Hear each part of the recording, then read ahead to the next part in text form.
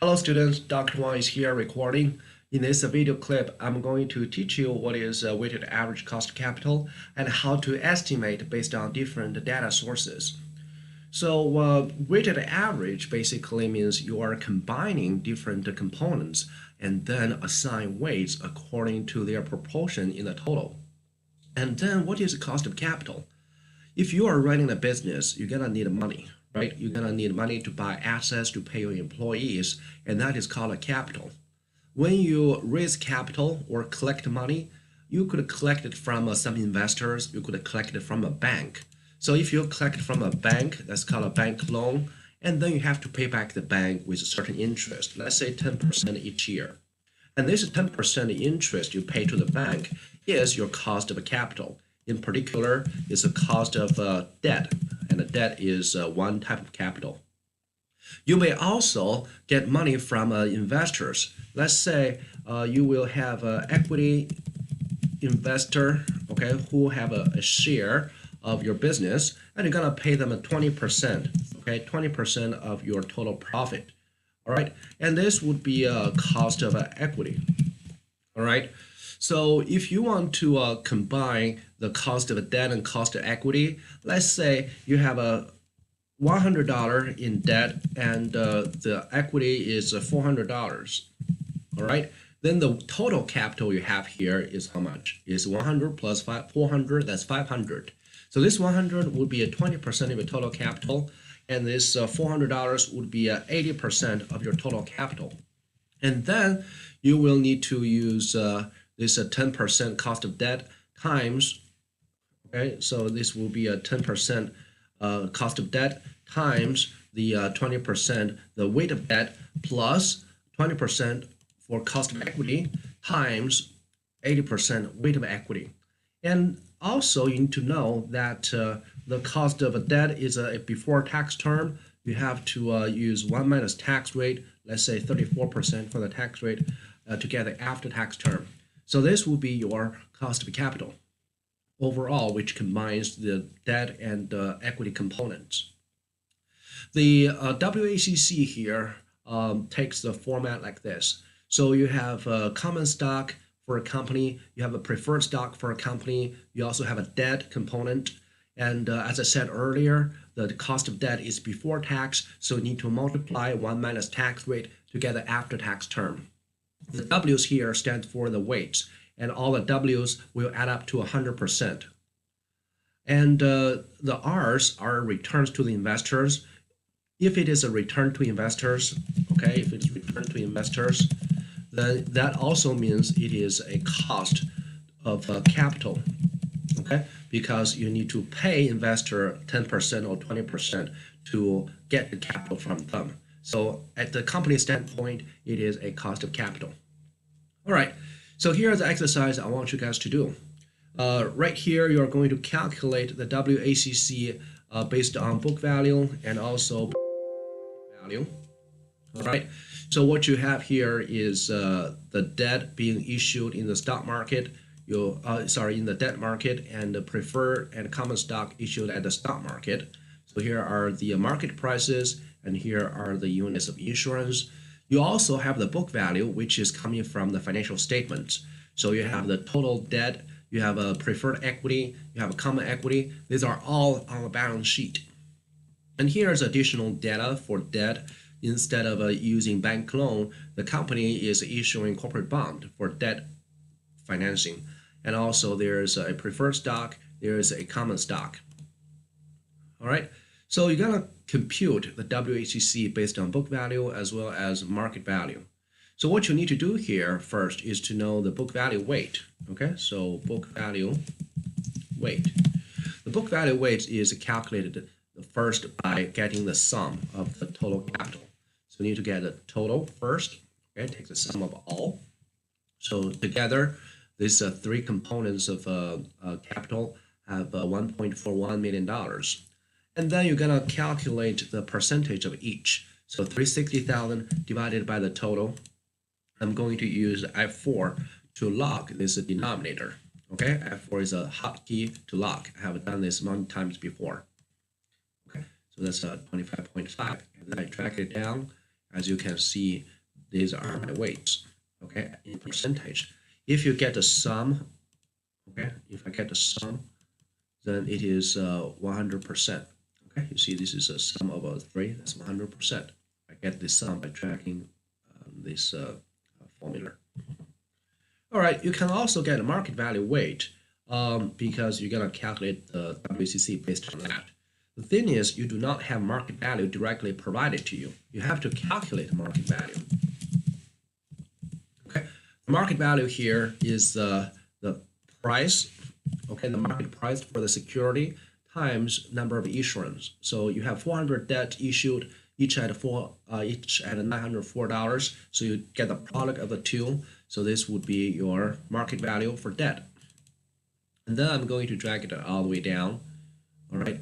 So my market value for preferred stock is 100,000. That comes from $100 times 1,000 preferred stocks. So likewise, I can get my market value for common stock by taking the product of the two components. All right, and then I'm going to get the summation of the 3 to get the total value. So my total value here is $1.16 million. All right, then you calculate the market value weight. Okay, the market value weight, once again, is the market value of an individual component divided by the total. Since I'm going to use the total as the universal common denominator, I need to lock this denominator. Okay, so get in percentage format. All right, and then drag it all the way down. And then the total here would be 100% for sure. Okay, so if you look at the formulas here, I got all the W's sorted out, no matter in the market value system or in the book value system. Now let's worry about the cost of capital for each component, cost of capital. All right, so for now, let's analyze debt. And the cost of a debt, actually, if you have a bond, then it will be the yield to maturity of a corporate bond. Okay? Once again, corporate bond is a way the firm to borrow money from investors. So the yield to maturity is the return to the bond investors. It is also the cost of attracting investors to buy the company bond. All right, so how do you get the yield to maturity? Well, we have done this exercise before. It is through the rate function, and the rate basically gives you the rate of return based on the cash flows. And you need to first put the number of years. So time to maturity is 10, so you put it there. And you also need to get the payment. So the payment, if you purchase the bond, would be based on the coupon rate, which is 10%. And then multiplied by the face value of 1,000, it is going to give you $100. So each year, a bond investor would receive $100 for coupon payment. Lucky for us, the frequency is an annual term. It's not semi-annual, it's annual. So we do not have to divide the annual coupon by 2. Right? Just leave it as it is. The present value here is the bond price. Okay, so if you buy the bond, that's the market price you're gonna pay. And remember, when you buy the bond today, you pay money. And after you buy the bond, you hold the bond, you will receive the coupon payment, you will receive the face value. So it's a different direction of cash flows. All I'm trying to say here is for the present value, you pay to buy the bond, which is a negative price, okay? You have to make sure the negative sign is put in there. And then for the future value, it is 1,000. So the story here is that today you pay this 904, and in the future you will receive a positive $100 as a coupon payment each year, and you will also receive $1,000 at the very end of the holding period. Okay, and then basically that's it. You can type, you can put a 0 for type, and then that's it. Okay, so you get a 12%. You get 12% for cost of a debt. Well, the thing is, the cost of capital here should be at after-tax term, okay, after-tax cost of capital. And in the formula, you will see you have to multiply 1 minus tax rate to the cost of debt, right? So you're gonna put something addition. So use a 1 minus the tax rate. 1 minus tax rate. So this would be your cost of a debt. The thing is, you also have this data called a flotation rate. For cost of debt, it is 1%. So that basically means if a bond price is $100, let me just give you a idea what flotation is. So that basically means an investor would pay $100, right, to buy the bond. But the company does not receive the $100 the investor pay, right, because of flotation cost. So basically that means if flotation cost is 1%, then for every $100 the company sold for bonds, the companies only get $99. So who get the 1%? The investor, the investment bank, okay, the underwriters, the middleman who serve as a intermediate between the investor in the market and the company who is a borrower. So the flotation basically is the commission charged by the investment banks to help the company sell securities. All right. So if flotation rate is 1%, then the company receives only $99, not $100. Okay, does that make sense? All right, so how do we imply that to our calculation? You see right here, B2 is where I put the price. So the thing I do is pretty simple.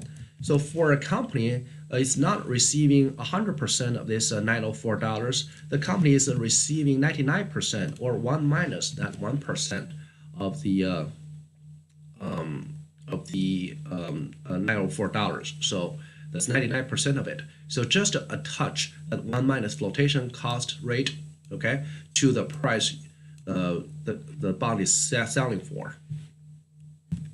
Okay, so that's your after-tax cost of debt adjusted for flotation. All right, I would say this is the hardest part. Now things are getting easier. If you try to get the cost of preferred stock, well, you know that the price equals to a dividend divided by R, right? Divided by the required return. So if you twist this formula a little bit, R would be equal to, okay, dividend divided by price. Okay, so all you need to do here is pretty simple. You just use the dividend, which is a $10, divided by the market price, which is $100. That is going to give you 10%. Okay, that is going to give you 10%. The thing is, there's also a flotation playing a role here. For every $100 preferred stock the company sold, the stock is selling for, the investor is paying that $100 for sure. However, the company is only getting $98 because the investment bank or the underwriter charged 2% to help the company sell the preferred stock. So what you need to do here is you need to attach at 1 minus flotation cost, okay, which is 2%. So this would give you 98%. So instead of getting $100, the company is only getting $98, which is 100 times 1 minus 2%. So that would change your preferred stock's cost of capital.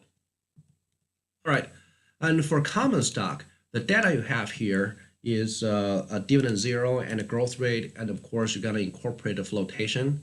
So remember, when we calculate the price for a common stock, okay, this is a price 0, it equals to a dividend 1 divided by R minus G, and R is the required return we need to solve, and the G is a growth rate. So R equals to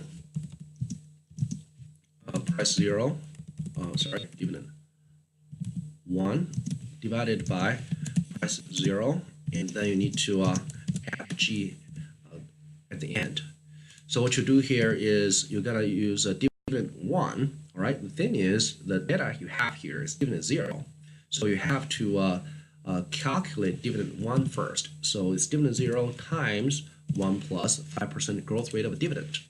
So from the time 0 to time 1, the dividend grow by 5%. So that's a 3.96 multiplied by 1 plus 5% to get your dividend in the new period.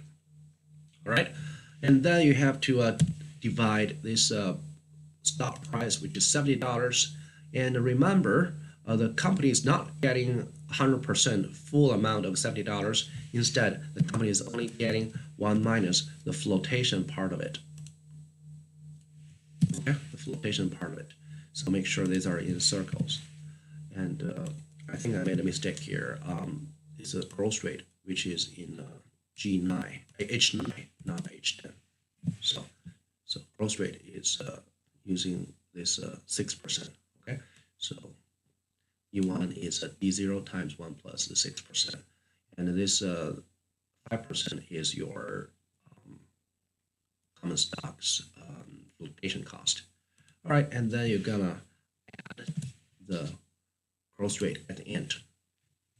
Okay, so this is the cost of a common equity incorporating the flotation cost. So once again, whenever you have a flotation rate playing a role here, just to replace the full price with after flotation price. After flotation price. Okay, so that's an important lesson here. Now, let's calculate the WACC. So you have the weight, no matter in a book value system or market value system, you have after-tax cost of a capital. So all you need to do here is to get the product of each component. So book value weight times cost of capital, this is for debt, plus weight times cost of capital for preferred, plus weight times cost of capital for common, and then hit enter. So this is your WACC based on book value. A easier way to do is, well, right here it involves 6 components, 6 clicking of 6 cells. That seems a lot of work. So I can basically do a sum of product function, put sum, and then I'm using the vector of this column multiplied by the vector of this numbers. Okay. To finish, I need to hit Control Shift Enter. Okay, just do not hit Enter. Okay, you need to hit Control Shift Enter. Okay, and this should be multiply right here. Multiply. Control Shift Enter. All right. So Control plus Shift. Regularly speaking, you hit Enter only, but since this involves the vector of numbers, areas of cells, you need to finish by doing something extra. Okay. Control Shift Enter. Otherwise, you wouldn't get the correct answer. All right. To get the market value, WACC, again, it's a sum. You have the market value weight multiplied by the after-tax cost of capital. Okay. So how do you finish? Do you just hit Enter?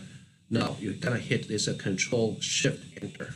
Control Shift Enter. 3 buttons all together. All right. So this is your WACC market value.